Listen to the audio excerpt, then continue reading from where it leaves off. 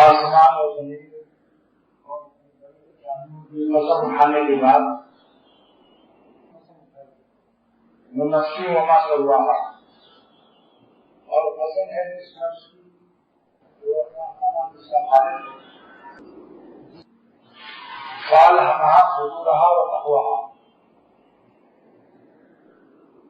اللہ نے نفس کے اندر گناہ کرنے کے تقاضے طاقت پیدا کر دی اور اس کا متقی بننے کی صلاحیت بھی اس میں رکھ دی۔ اب انسان کے اختیار میں ہے، چاہے وہ نالائق اور نفس کی غلامی کر کے جہنم کا راستہ اختیار کر دے اور چاہے ہمت کر کے متقی بن کر اللہ کا ولی بن جائے، چاہے تو عبد الرحمان بن جائے، چاہے تو آپ کو شیطان بن جائے، شیطان کا بندہ بن جائے، اللہ تعالیٰ نے اختیار دیا۔ اور اس کی مثال اللہ تعالیٰ نے میرے دل میں عجیب و غریب عطا فرمائی۔ نمبر 1 سوال یہ ہوتا ہے کہ اللہ تعالیٰ نے تقویٰ کو بعد میں بیان فرمایا، فالہمہا فجورہا، نافرمانی کے مادے کو پہلے بیان فرمایا، جبکہ اچھی چیز پہلے بیان ہونی چاہیے۔ مسجد میں آپ اچھا قدم رکھتے ہیں، کھانا بھی ہاتھ سے کھاتے ہیں، ہر بڑھیا چیز مقدم ہونی چاہیے، مگر اللہ تعالیٰ نے یہاں فجور کو مقدم فرمایا تقویٰ پر۔ فالہمہا فجورہا وتقواہا، نافرمانی کے مادے کو بھی اللہ تعالیٰ نے پیدا فرمایا اور پرہیزگاری تقویٰ اور یہ اللہ کا راستہ پر چلنے کی صلاحیت بھی بخشی۔ اس میں ایک بہت بڑا راز ہے، اگر یہ راز معلوم ہو جائے تو کسی شخص کو اپنے گناہوں کے تقاضے سے کوئی غم نہ ہو۔ گناہ کا تقاضا آپ کے لیے مضر نہیں ہے، اس پر عمل کرنا مضر ہے۔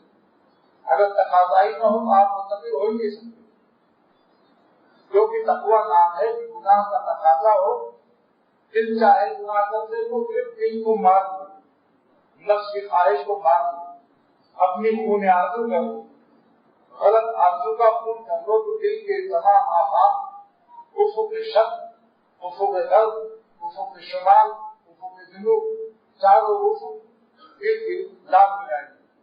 تو دنیا میں سورج کو ایک افق سے نکلتا ہے، مشرق سے، لیکن اللہ والے جب تقویٰ اختیار کرتے ہیں اور اپنے غلط آرزو کا خون کرتے ہیں اور اللہ کے راستے میں غم اٹھاتے ہیں تو دل کے چاروں افق، شک، غرب، شمال، جنوب، آفات اربعہ کے لال ہو کر چاروں طرف سے دل میں اللہ کی نسبت کا، اللہ تعلق کا، اللہ کا اور اللہ کی ولایت دوستی کا سورج نکلتا ہے۔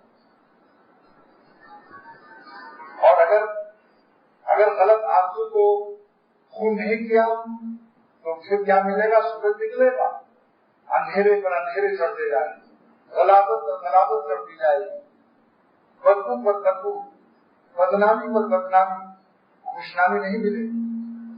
کوئی حضرت کہنے والا وہ اس زمین پر نہیں رہے گا۔ جب اس کو معلوم ہو جائے کہ حضرت جو ہے وہ ایسے حضرت بہت بڑے حضرت بھی کہتے ہیں نا، یہ بڑا استاد ہے، یہ بڑے حضرت ہیں، ذرا اچھے ہوشیار ہے نا، تو کوئی شخص اس کو اکرام کے الفاظ چھین لیا، گناہ کی سزا دنیا میں ایک ہے کہ اکرام اور عزت کے الفاظ اس سے چھین جاتے ہیں۔ تو آپ بتائیے اس کے دل کا کیا عالم ہوگا جس کے سارے آفاق سے، ہر روح سے سورج اللہ کے قرب کا شروع ہو رہا ہے۔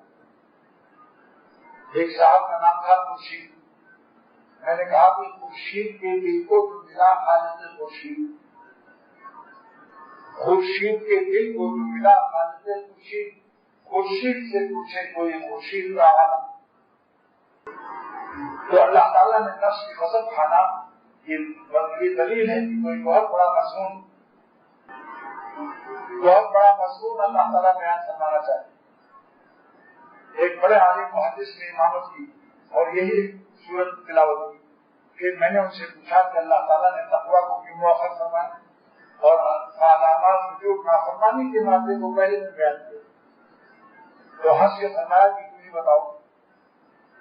لاہور سے آ رہے تھے، راستے میں سجد بھائی کی ریل، آج سے 15 سال پہلے کی بات، تو میں نے عرض کیا کہ میرے دل میں اللہ تعالیٰ نے یہ بات ڈالی ہے کہ اگر جس طرح سے بغیر وضو نماز مل نہیں سکتی، بغیر وضو نماز نہیں مل سکتی، بغیر موقوف علیہ پڑھے ہوئے بخاری شریف نہیں مل سکتی، تو تقویٰ کا یہ موقوف علیہ ہے مادہ نافرمانی۔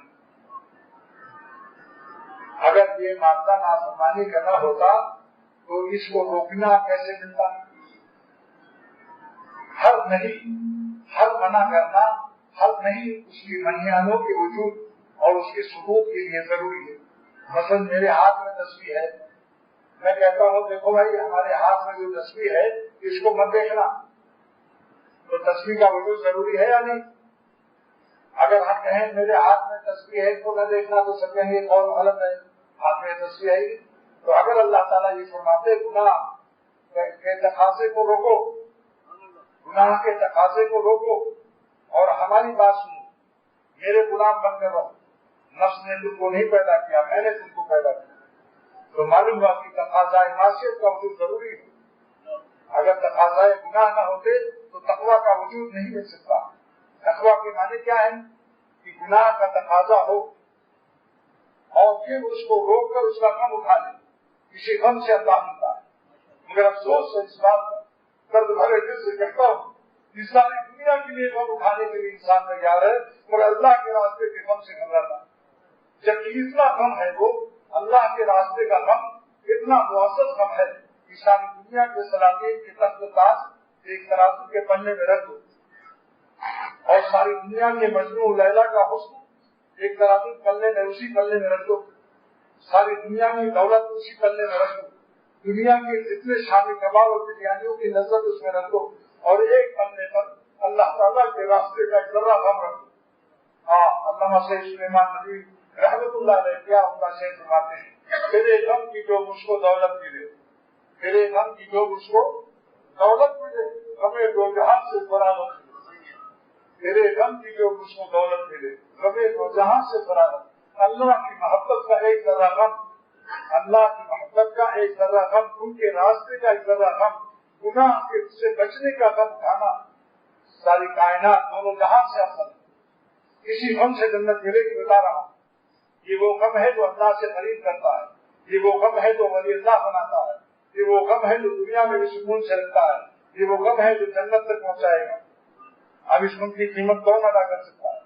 ساری دنیا کی خوشیوں کو، ساری دنیا کی خوشی اگر اللہ کے راستے کے غم کا گاڑ آسانت پیش کریں، احترام سلامی پیش کریں، سلام احترامی پیش کریں، تو اللہ تعالیٰ کے راستے کے غم کا پتہ نہیں ہو سکتا۔ درد بھرے دل سے کہتا ہوں، اتنی قیمتی غم ہے ان کے راستے کا، اسی غم سے خدا ملتا ہے۔ اگر یہ غم بندہ اٹھا دے تو اللہ رحم الرحیم ہے، ظالم نہیں ہے۔ ایک بندہ ہر وقت گناہوں کے تقاضوں کو برداشت کرے اور پھر نافرمانی نہ کرے اور غم اٹھاتا رہے تو اللہ رحم الرحیم اس کی دریا رحمت میں جوش آتا کہ میرا بندہ میرے راستے کا کتنا غم کھا رہا ہے۔ پانی نہیں رکھتا تھا، پانی رکھی، سب مذاق اڑا رہے ہیں، میں کہتا کوئی پرواہ نہیں، میرا اللہ تو خوش ہے، تم لوگ مذاق اڑا دو، قیامت کے دن میرا دیکھنا معلوم انشاءاللہ۔ بڑی بڑی مونچھیں تھی، حکم سن کر مونچھوں کو باریک کر دیا، کیونکہ حدیث پاک میں ہے جو لمبی مونچھ رکھے گا اس کو اللہ تعالیٰ کے نبی کی شفاعت نہیں ملے گی، حضور صلی اللہ علیہ وسلم۔ مگر لمبی مونچھ کے معنی یہ ہے کہ یہ کنارہ آگے بال بڑھ جائے، اوپر کے ہونٹ کا آخری کنارہ اگر اس سے بال بڑھے گا اب یہ لمبی مونچھ ہے، تو افضل درجہ مولانا زکریا صاحب رحمۃ اللہ علیہ نے یہی لکھا ہے کیا کہ برابر ایسا برابر کر لو کہ بالوں کا وجود نہ رکھو، مگر اسطورہ چلانا بدعت ہے، قینچی ہو مشین ہو۔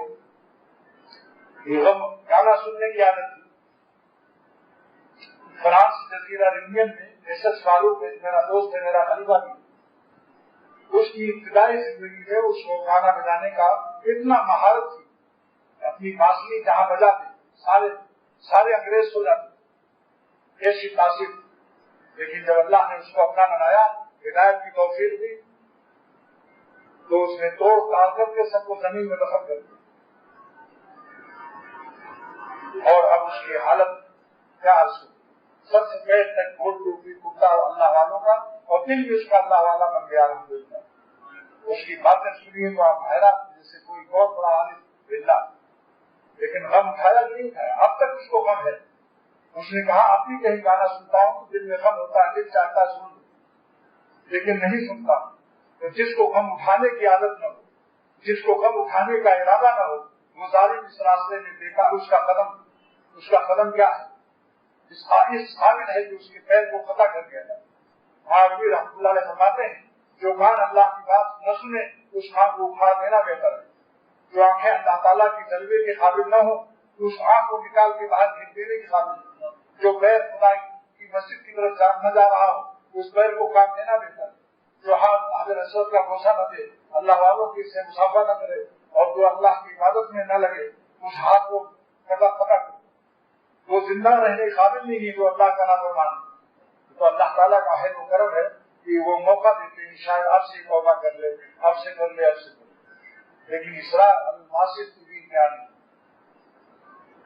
تو دوستو یہ عرض کر رہا ہوں کہ اللہ تعالیٰ نے تقویٰ کو پہلے بیان نہیں کیا، پہلے کہا میں نے تمہارے اندر نافرمانی کے تقاضے رکھ دیے، اب تمہارا کام ہے کہ اس تقاضے پر عمل نہ کرو تو خود بخود تم اگلی آیت پر تمہارا عمل ہو جائے گا۔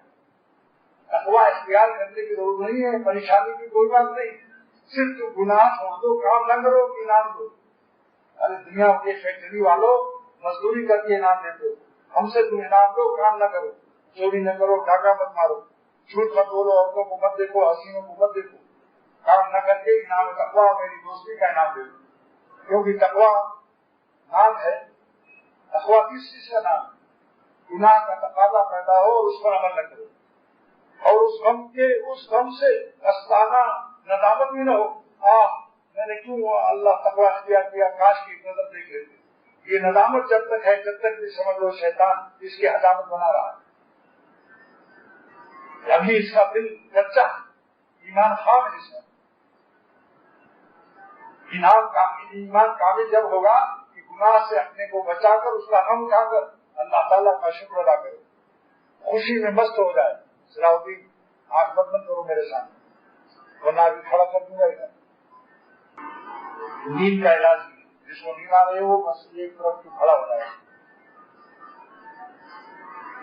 تو جو شخص گناہ نظر بچائے، عورتوں سے، حسینوں سے، جھوٹ سے اپنے کو بچائے، رشوت سے بچائے، ماں باپ سے بدتمیزی سے اپنے کو بچائے، بیوی کو بیجا پٹائی اور ظلم سے اپنے کو بچائے، پڑوسیوں کے حقوق میں ظلم کرنے سے بچائے، ہر وقت جائز اور ناجائز پر عمل کرے اور پھر پچھتائے نہیں کہ اسلام عجیب مذہب ہے، یہ ہر اسلام تو ہر وقت جائز ناجائز کی مصیبت ڈال دی۔ ارے کھلے سانڈ ہوتے تو ہر کھیت میں وہ مارتے، ارے ظالم اتنی لاٹیاں پتا کس طرح سانڈ کو دیکھے کسی دیہات میں جا کر، جو سانڈ ہر کھیت میں منہ ڈالتا ہے اس کو لاٹیاں اتنی برستی کہ بیچ میں ایک انچ جگہ نہیں رہتی کی سلامت، اور جب بیمار ہوتا ہے تو اس کا کوئی علاج کرنے والا نہیں، جب مر جاتا ہے تو کوئی دفن کرنے والا نہیں، کھانے والا چیز کوے کھا جاتا۔ یہ کوئی زندگی ہے؟ اللہ والوں کے ہاتھ میں بکتا ہے، وہ اللہ والوں کے ہاتھ نہیں بکتا، وہ اللہ تعالیٰ کے ہاتھ فروخت ہوتا ہے۔ لیکن اللہ تعالیٰ اپنے نمائندے رکھے ہوئے ہیں زمین پر خریداری کے لیے، جیسے وزیر اعظم کو اگر گندم بھیجنا ہے کہیں تو وہ گندم کسانوں سے خریدنے کے لیے تو نہیں آتا، ہر علاقے کے ڈپٹی کمشنر کو نمائندہ بناتا کہ کسانوں سے رابطہ قائم کر کے سرکاری پیسے ان کو پیمنٹ کرو اور ان سے گندم خرید لو اور اسلام آباد بھیج دو۔ تو اللہ والے جو نمائندے ہیں بندوں کو خرید کر وہ اللہ تعالیٰ کے پاس بھیجے، یعنی ولی اللہ بنا دیتے، وہ اپنے لیے نہیں خریدتے۔ مانے بکنا، یہ بکتا ہے اللہ کے ہاتھ، اس کا ہاتھ نمائندہ ہے۔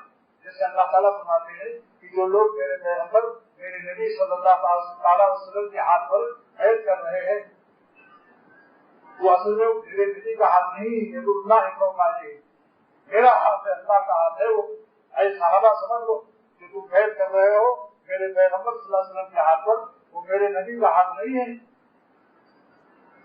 جب اللہ ہے، اللہ کا ہاتھ ہے، میرے نبی کا ہاتھ، وہ قائد نہیں ہے۔ صحابہ تمہارے ہاتھوں پر، تمہارے اللہ کا ہاتھ ہے، بظاہر نبی کا ہاتھ ہے، مگر اس ہاتھ میں اثر میرا ہاتھ ہے، وہ ہاتھ خلیفہ اور نمائندہ ہے۔ تو وہی نائب رسول جو ہے اللہ والے جب کسی کو قید کرتے ہیں تو اللہ کا ہاتھ ہوتا ہے، اللہ کے ہاتھ پر رکھ دیتا ہے، اسی لیے جلد اللہ آپ کے اشتیاق میں اور اللہ والا ہو جاتا ہے۔ تو عرض کر رہا تھا کہ گناہ کے تقاضوں سے پریشان نہ ہو، یہ تقاضے آپ کی ولایت کے ذریعے یہ سیڑھی ہے، اگر یہ تقاضے نہیں ہوں گے تو آپ بچڑے ہو جائیں گے۔ ولایت مل ہی نہیں سکتی اگر یہ صرف میل ہو جائے انسان میں۔ اسی لیے فرشتوں سے ان کی بازی زیادہ، ان کا درجہ زیادہ ہے کہ فرشتے دیکھتے ہیں کہ ان کو تو کوئی تقاضا ہم کو تو نہیں ہوتا، لیکن یہ بیچارے تقاضا کا غم اٹھا رہے ہیں ہر وقت، اور پھر بھی اپنے نفس پر عمل نہیں کر رہے ہیں، کہنے پر اپنے اللہ کے عبادت اور اس میں لگے ہوئے۔ تو وہاں ضرور رہا تقویٰ، اور اس کی مثال اللہ تعالیٰ نے عطا فرمائی کہ ایک دیا سلائی فرض کر، یا سلائی خود بخود جل جاتی ہے، جب اس میں سے وہ نکالتے ہیں نیلی سے رگڑتے ہیں تب آگ لگتی ہے۔ لہٰذا جو پکڑا جاتا ہے دیا سلائی تو اللہ نے دے دیا، مگر اللہ تعالیٰ نہیں پکڑے گا جب تک کہ ہم اس میں نیلی کھینچ نہ دیں اور اپنی جیب میں رکھ دیں۔ تو گناہ کے تقاضے سے کچھ نہیں ہوتا جب تک ہم نیلی سے رگڑ نہ دیں، یعنی اپنی آنکھوں کو استعمال کیا، عشق کی آگ لگا دی، خوشبو کو دیکھ کر اب پیلی لگے، اب آپ چل رہے ہیں، تڑپ رہے ہیں، پریشان ہو رہے، یہ اللہ تعالیٰ کا ظلم نہیں ہے، یہ تو ہم نے ظلم کیا ہے۔ کیوں تیلی رکڑی؟ پیلی ہوتے ہوئے پیلی استعمال مت کرو، ماچس ہوتے ہوئے رگڑ مت کرو جب تک ہمارا حکم کرو۔ ہاں بیوی کی محبت ہے وہاں بالکل ثواب ہے، شیخ کی محبت ہے بالکل ثواب ہے، خانقاہوں میں اپنی آہوں کو استعمال کرو، اور دو حرف اگر انسان نکال دے، پورا سلوک عرض کر رہا ہوں دو جملے میں، دو بیماری انسان نکال دے بس پھر اللہ والا ہو جائے گا۔ ایک چاہ کا جین نکال دے اور باہ کا بے نکال دے۔ باہ کہتے ہیں قوت مردانگی، طاقت، شہوت، خواہش، چاہ کی بڑائی، چاہ کا جین نکال دو، باہ کا بے نکال دو، اب چاہ بھی اور باہ دونوں مسلمان ہو گئے، یعنی کیا رہ گئے؟ اور آہ کو اللہ سے اتنا قرب ہے کہ جب کہو گے اللہ تو کیا اللہ میں پاؤ گے۔ بتائیے پورا تصوف آ گیا؟ پورا تصوف آ گیا نہیں؟ دل سے بڑائی اپنی نکال دو اور دل سے شہوت کے تقاضوں پر غالب ہو جاؤ، تو جاہ کا چیز نکالا، آہ کا بے نکالا، یہی دو چیزیں ہیں جو انسان کو مردود اور شیطانوں کے چال پر چلا کر اللہ سے دور کرتی ہے۔ کوئی گرد سے ہر وقت اپنے کو بڑا سمجھتا ہے، کوئی ریڈیو کے چکر میں ہے جس کو قوت مردانگی اور بائی میں لگا ہوا، تو جاہی اور بائی حاجی عبد اللہ صاحب شیخ العرب و نجم رحمۃ اللہ علیہ فرماتے ہیں کہ تمام نفس کی بیماریوں میں دو ہی تو ہے، سب اس کی شاخیں برانچ ہیں، ایک جاہی ایک بائی۔ جاہ مانے اپنے کو بڑا سمجھنا، یہ بتا دو کیسے فیصلہ کرتے ہو کہ ہم بڑے، قیامت کا فیصلہ کرے گا، ہماری قیمت اللہ لگائے گا، جو غلام اپنی قیمت خود لگاتا ہے احمد ہے، پاگل ہے، بے وقوف ہے۔ علامہ سید سلیمان ندوی رحمۃ اللہ علیہ سے سیکھ لو، ہم ایسے رہے یا کہ ویسے رہے، وہاں دیکھنا ہے کہ کیسے رہے۔ جب میدان قیامت میں اللہ قیمت لگا دے تو ان کا کرم کا شکریہ ادا کرتے جنت میں چلے جائے، مگر دنیا میں اپنی قیمت لگانے والا کسی انسان سے اگر اپنے کو بہتر سمجھتا ہے جہنم میں جائے گا، جنت کی اس کو خوشبو بھی نہیں ملے گی، کیونکہ سرور عالم محمد رسول اللہ صلی اللہ علیہ وسلم ارشاد فرماتے ہیں کہ جس کے دل میں ایک سرسوں کے برابر مکھی کا سرسوں کے دانے کے برابر بڑائی ہوگی، وہ جنت میں نہیں جائے گا، جنت میں جانا تو درکنار، اس کو جنت کی خوشبو بھی نہیں ملے گی، لا جیسے تو بھی ہاں جنت کی ہوا میں نہیں پائے گا۔ تو آپ بتاؤ، اور یہ کبر کی کیا مٹیریل ہے؟ سرور عالم صلی اللہ علیہ وسلم فرماتے ہیں کہ اتنا بڑا ایٹم بم جس سے جنت سے انسان محروم ہو جائے، اس کی ہوا بھی نہ پائے، اس کا نام تکبر ہے، تکبر، لیکن کبر کا مٹیریل دو ہے۔ سرور عالم فرماتے ہیں صلی اللہ علیہ وسلم یہ مٹیریل اجزاء ترکیبیہ تکبر کی سن لو، ایسا نہ ہو کہ تمہارے دل میں ہو تمہیں پتا بھی نہ ہو۔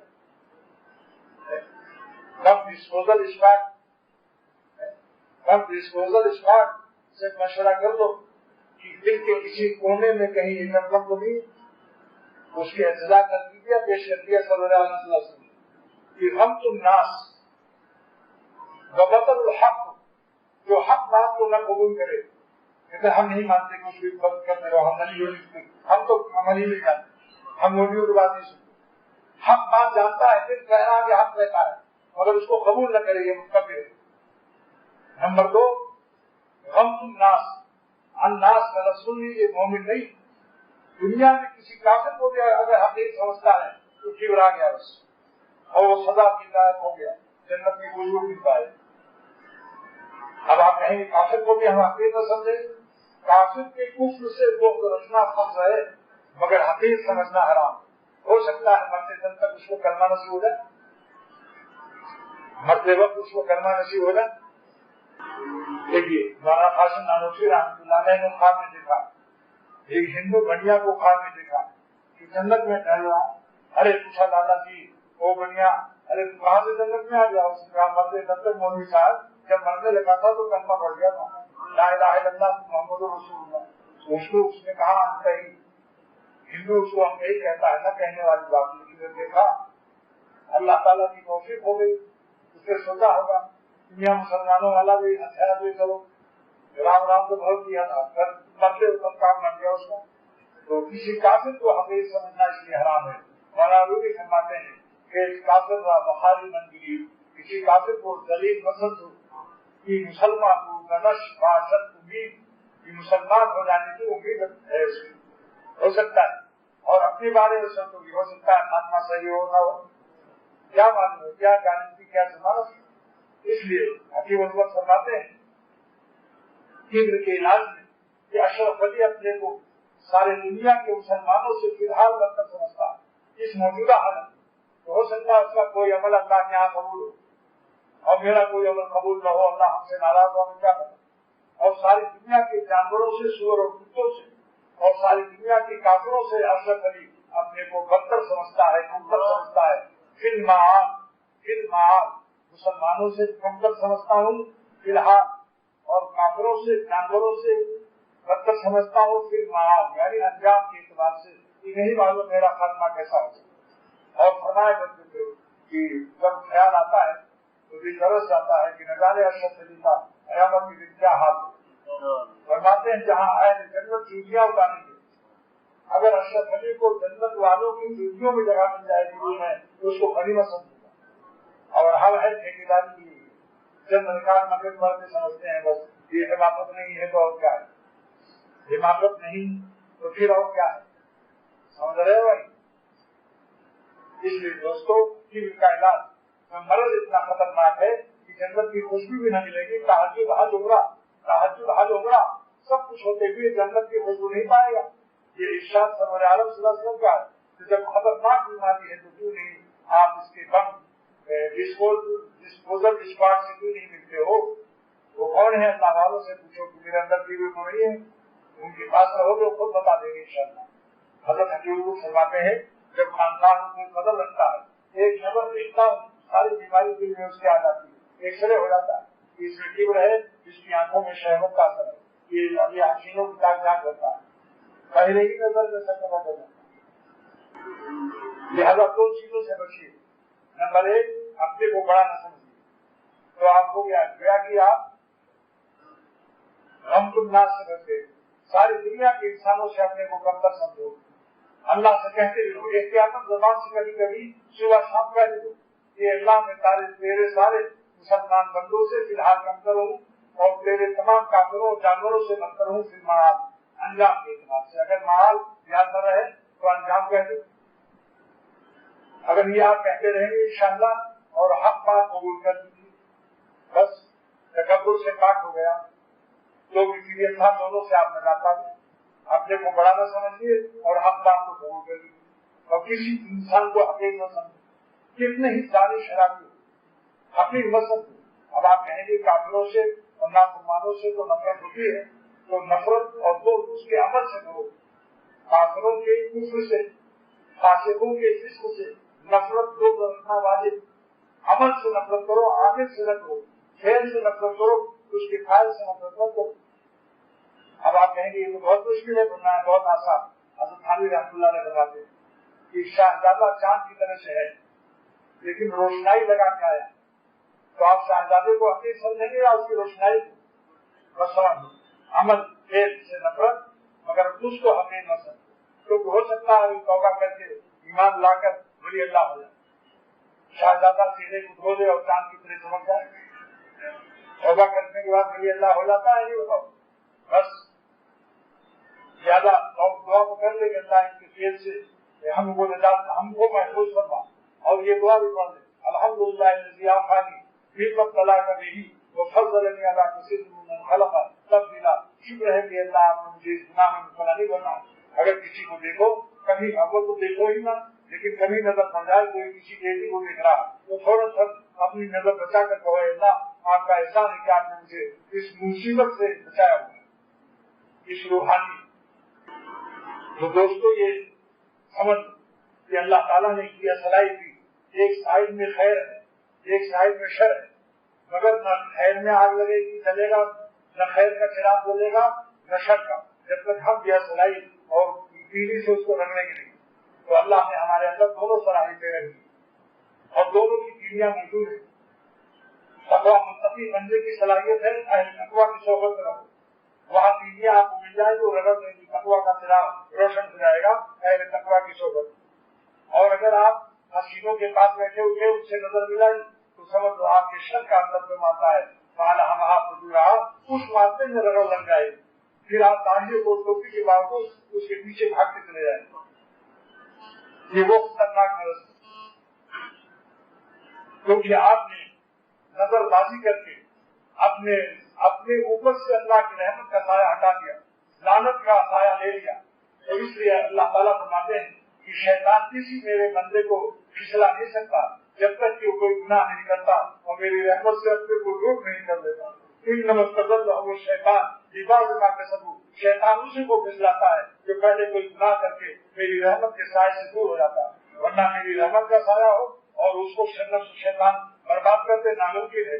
الا ما رحم ربی، اللہ نے فرمایا نفس کو میں نے پیدا کیا ہے، وہ کثیر الامر ہے، گناہ کے تقاضے کرتا ہے، لیکن یاد رکھو اے دنیا والو الا ما رحم ربی، اگر میری رب کی رحمت کا سایہ رہے گا تو تمہارا نفس شیطان تمہارا دور نہیں کر سکتا۔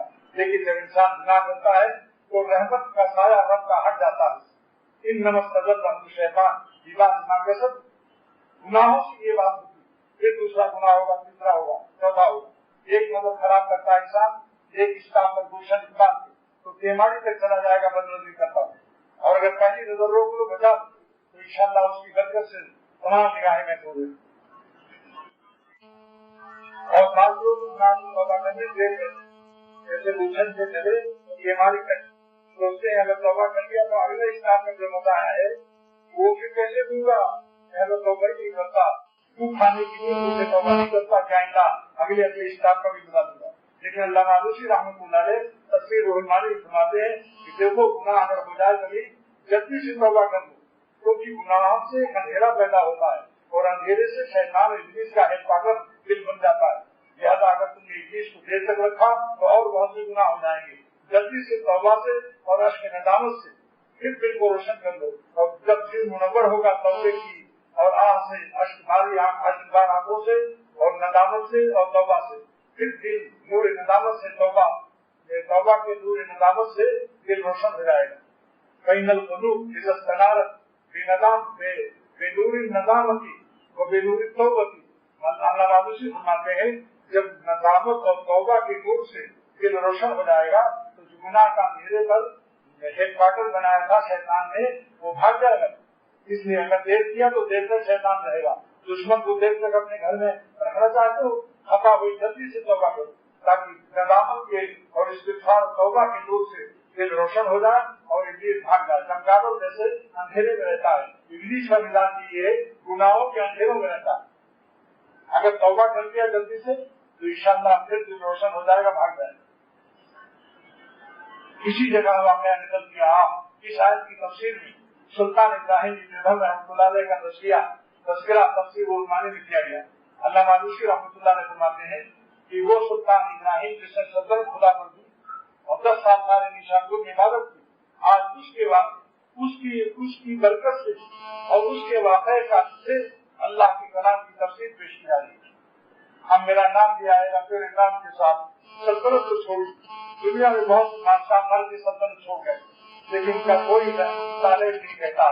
بادشاہوں کے ساتھ رحمۃ اللہ علیہ کوئی کہتا ہے نور اللہ مطلب ہو، لیکن یہ سلطان نے جیتے تھے اللہ کے نام پر سلطنت چھوڑ کر فقیری اختیار کی گنوشی. اللہ تعالیٰ کا اس نے یہ عزت ملی کہ آج اولیاء اللہ کی زبان سے کا تذکرہ اور تفسیر الرحمانی کے 5ویں پارے میں علامہ آلوسی رحمۃ اللہ علیہ اس سلطان نے خوش وقت تاریخ تخت تو خوش وقت سلطان کا تذکرہ کیا ہے. فرماتے ہیں کہ ایک دن حضرت سلطان ابراہیم ابن ادھم رحمۃ اللہ علیہ 10 سال عبادت کے بعد حج کرنے آئے تو طواف کرتے ہوئے انہوں نے درخواست کی اللہ میں اللہ میں آپ سے معصومیت چاہتا ہوں، معصوم بننا چاہتا ہوں، یعنی مجھ سے گناہ کبھی نہ ہو. محفوظ کے لیے نہیں کہا معصوم، یعنی نبی جیسے معصوم ہوتے ہیں ہم کو بھی ایسے ہی معصوم کر دیں.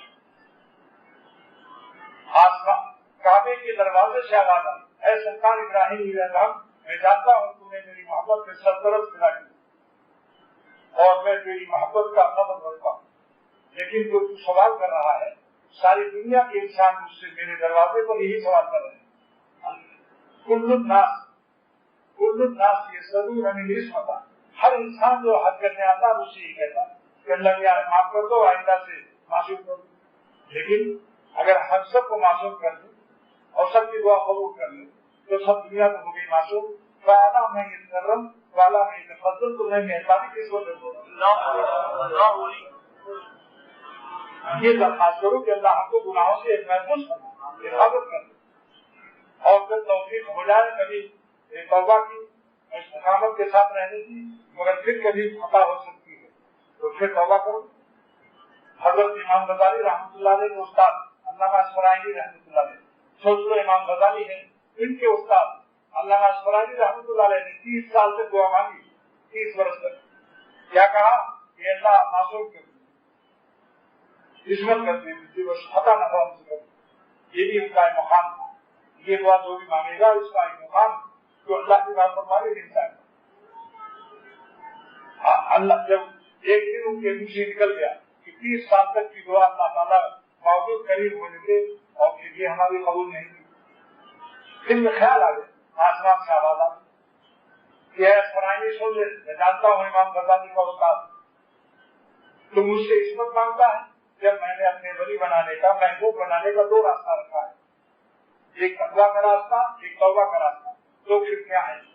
کیا تمہیں قرآن پاک میں نہیں کہا ان اللہ یحب التوابین، اللہ تعالیٰ توبہ کرنے والوں کو اپنا محبوب بنا لیتا ہے.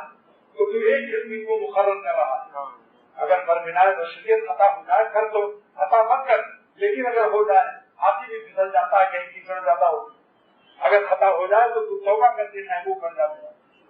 2 دروازے ہیں جس کو یہ اختیار نہیں ہے کہ تم میری 2 کھڑکیوں میں سے ایک کھڑکی بند کرا دے ایک کھڑکی کھلے رکھے. تم مجھے مشورہ دے رہا خبردار آئندہ سے ایسی دعا مت کرو، حفاظت کی دعا کرو، معصوم بننے کی دعا مت کرو. لہٰذا دوستوں یہ راستہ نہیں ہے. اب میں آپ سے سنتا ہوں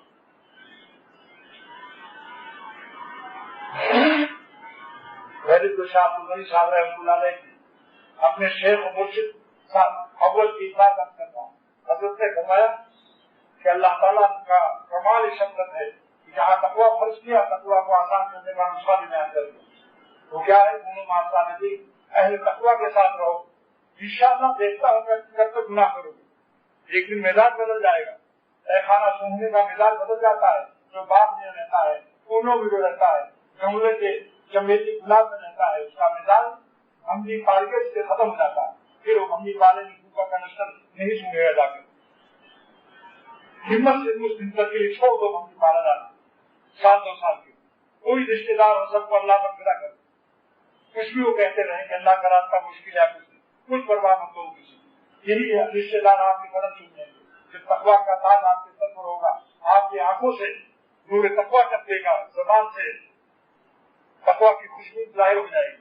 اللہ تعالیٰ سے رحمان ہوتا اللہ تعالیٰ وعدہ کرتے ہیں کہ جو گناہ چھوڑ دے میرا بن جائے میں اس کو خود محبوب کر دوں گا. اس کو کوئی تعبیر کسی تصویر کے عمل کی ضرورت نہیں ہے.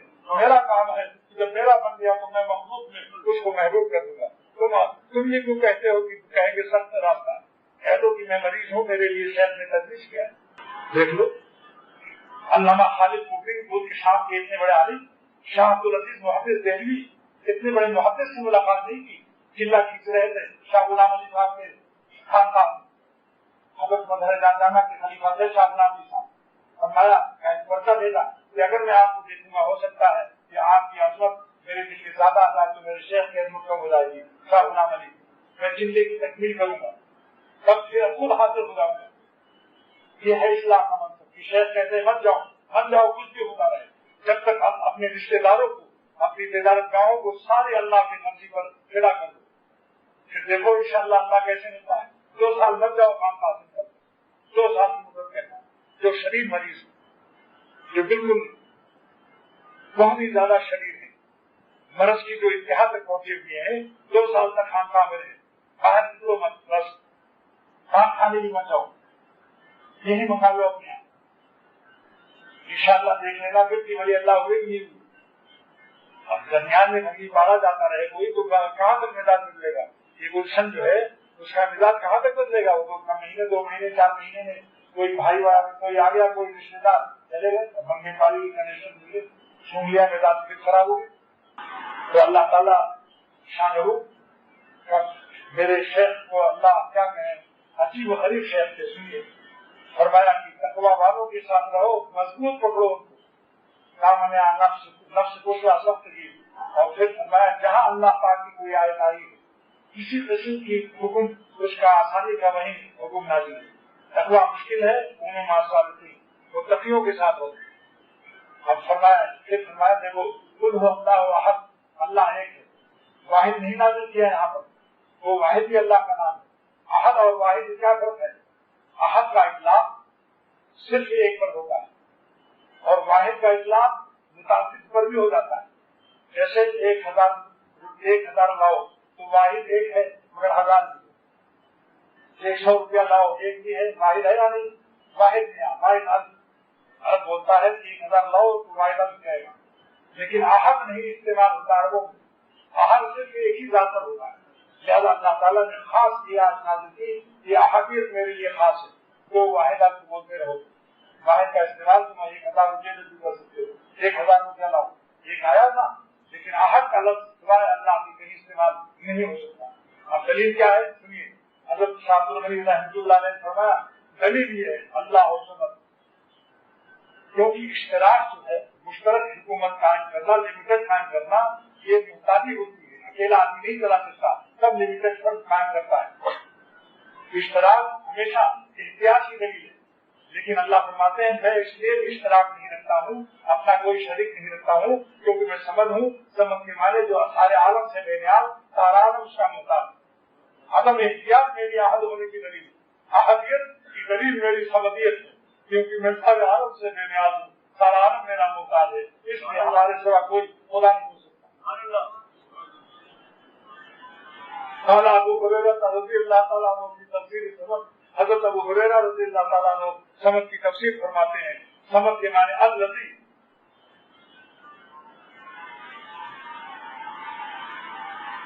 जो ज़ात की अल-मुस्तग़नी मिन कुल्लि अहद, जो सारी कायनात से मुस्तग़नी हो, वल मुहताज इलैहि कुल्लु अहद, सारा आलम उसका मुहताज। क्या कहें, ऐसा शेख था, ऐसी दलाल पेश, ये इलाही उलूम होते थे मेरे शेख। अहदियत की दलील आगे समझिए, अल्लाह इसलिए वाहिद है कि उसको इश्तराक की इख्तियार नहीं है, इसलिए वो इश्तराक उसके का इख्तियार न होने से अल्लाह ताला ने अपनी दलील पेश कर दी कि मैं चूंकि सारे आलम से बेनियाज हूँ और सारे आलम को न्याजमंद रखता हूँ, अपना सारे आलम से तो बेनियाज हूँ और सारे आलम को न्याजमंद अपना मोहताज रखता हूँ, यही मेरी अहदियत की दलील है। समझिए, सुभान अल्लाह, मजा आ जाता है। अब मैं मौलाना रूमी की बात पेश करके वक्त थोड़ा हो रहा है। मौलाना रूमी रहमतुल्लाह अलैह फरमाते हैं कि अल्लाह ताला ने अगर हमारे अंदर मादे नाफरमानी रख दिया, मगर मादे तकवा भी रखा है। लेकिन एक मिसाल फरमाते हैं कि अगर जंगल में गोबर पड़ा हुआ है, जंगल में क्या है, गोबर, और सूरज की शुआओं से खुश्क हो गया, तो खुश्क होने के बाद क्या हो जाता है, वो किसी मुल्क में कंडा कहते हैं, कोई ओबला कहता है, हर मुल्क में अलग अलग बोली है, मगर समझ लो جانوروں کا گوبر سوکھ گیا بالکل لکڑی کی طرح، تو تندور لے آتا ہے نان بھائی اپنے تندور میں ڈال دیتا ہے، وہ سرخ ہو جاتا ہے، روٹی تندوری روٹی بن جاتی ہے اور سارا تندور روشن ہو جاتا ہے۔ یہ کیا ہے؟ گوبر کو اللہ نے پاک کر دیا۔ جب گوبر پاک ہو گیا، لال ہو گیا، آگ بن گیا، آگ ہو گیا بھی نہیں، اور روٹی بھی پکا دی اس نے، اور روشنی بھی پیدا کر دی۔ تو یہ کس کا کرم ہے؟ سورج مخلوق کا کرم ہے، اللہ کی سورج مخلوق ہے، اس کے کرم سے یہ مقام اس گوبر کو ملا، نجاست کو ملا۔ اور زمین نے، یہ تو گوبر کا خشک حصہ ہوا، زمین سورج کی شعاعوں سے گرم ہوئی، جب میوے زمین گرم ہو کر اس نے دکون سیاد پتلا گوبر کا حصہ چوس لیا تو وہ کھاد بن گئی زمین۔ اب وہاں وہ حصہ گلاب و چمیلی، سوسن و ریحان، خوشبودار بیلا، چمیلی گلاب پیدا ہو رہا ہے۔ تو مولوی فرماتے ہیں کہ اے خدا، آپ کی مخلوق سورج کی شعاعوں میں یہ تاثیر ہے کہ نجاست غلیظہ بالکل ناپاک کو آپ نے دو حصہ کر کے اپنی سورج کی شعاعوں سے ایک حصے کو تندور میں روشن کر دیا، لال کر دیا، اور ایک حصے کو گلاب چمیلی کر دیا۔ تو جب آپ کی سورج کی تاثیر میں یہ اثر ہے تو آپ کے کرم کا سورج جس پر چمک جائے اس کے اخلاق رضیلہ کا کیا عالم ہوگا، اس کے گناہوں کے تقاضوں کی نجاستوں کا کیا عالم ہوگا۔ پھر یہ شعر فرمایا رحمۃ اللہ علیہ، آفتابت پر اے خدا تیرا آفتاب تو نجاستوں پر اثر کرتا ہے۔ کون سا آفتاب آسمانی؟ اور لطف عام ہے تو نمی جو ہے سنت، آپ کا لطف عام قابلیت نہیں تلاش کرتا۔ اگر قابلیت تلاش کرتا آپ کا یہ سورج آسمان والا تو یہ نجاستوں کو اثر نہ کرتا۔ سورج کہتا میری شعاؤں کی توہین ہے، میری شعاؤں کی عصمت کے خلاف ہے کہ میں میخانے پر اپنا ڈالوں، اپنی رفتار بدل دیتا، لیکن آپ کا سورج جو ہے اے خدا، آپ کے کرم کا سورج، جس طرح سے آپ کا آسمان والا سورج نجاستوں کو ہے سوسن گلاب چمیلی بنا رہا ہے اور تندور میں روشن کر کے روٹی پکوا رہا ہے، تو آپ کے کرم کا سورج، آپ کا سورج کیسا ہوگا جب آپ کی مخلوق کا سورج یہ ہے؟ آپ کے ادنا بھیک کا یہ حال ہے، سورج کو آپ نے روشنی کی بھیک دی، آپ کی بھیک کا یہ حال ہے، تو بھیک دینے والے کا کیا عالم ہوگا جس کے دل کی نجاستوں پر، جس کے دل کے گندے گندے تقاضوں پر آپ کی رحمت و کرم کا سورج کی شعاع پڑ جائے، پھر اس کا وہی نور تقویٰ ہو جاتا ہے۔ اور اللہ تعالیٰ صرف نہیں چاہتے، قابلیت نہیں چاہتے، خود قابلیت دے دیتے ہیں۔ وہاں علی رحمۃ اللہ علیہ فرماتے ہیں کہ جب جانوروں کے گوبروں کو، گوبر نجاست کو اللہ تعالیٰ روشن کر رہا ہے تندوروں میں جہاں روٹی بنتی ہے، اور اس کے سیال حصے کو زمین جو چوس گئی وہاں سے گلاب چمیلی پیدا کر رہا ہے، تو جو خبیثہ راسنی خلل دے، جو خبیثہ راسنی خلل دے، اللہ سے کہہ رہے ہیں کہ جو خبیثہ راسنی خلل دے، اے اللہ جب آپ خبیث نجس جانوروں کی گوبروں کو یہ خلط اور یہ پوشاک اور یہ لباس عطا کر رہے ہیں گلاب چمیلی کا، جو خبیثہ راسنی خلل دے منچے کوئی طیبہ راسو دے، تو اللہ اپنے پاک بندوں کو آپ کیا کچھ عطا فرماتے ہوں گے۔ رومی بلال اس کے بیان سے قاصر ہے، میں نہیں کہہ سکتا منچے کوئی، میں کیا کہوں کہ آپ کا سورج اللہ والوں پر اور اللہ کے دین پر چلنے والوں پر اور صالحین و مریدین کے دلوں پر ان کے آہ و نالوں سے جب آپ کا کرم کا سورج پر طلوع ہوتا ہے تو اخلاق رضیلہ، اخلاق حمیدہ بدل جاتی ہے۔ وہی محبت جو مرنے والی لاشوں پر فدا ہو رہی تھی، وہی محبت اب اللہ پر سجدے میں فدا ہو رہی ہے، اور وہی محبت بصورت سبحان ربی الاعلیٰ اللہ کے قدموں میں اپنا سر رکھے ہوئے ہے، جو سب سے بڑے سر ہیں۔ یہ سر کی عزت وہی ہے جو سب سے بڑے سر کے قدموں میں رکھ دو، اتنے سر یہ بات ہے، سر یہ واہ، اور جب جس سر نے اپنا سر رکھ دیا اس کے سارے کام سر ہو گئے، پھر اس کی کوئی مشکل قائم نہیں رہ سکتی، کیونکہ سب سے بڑے سر کے قدموں میں سر آ گیا، اب سارے مشکل اس کے سر ہو گئے۔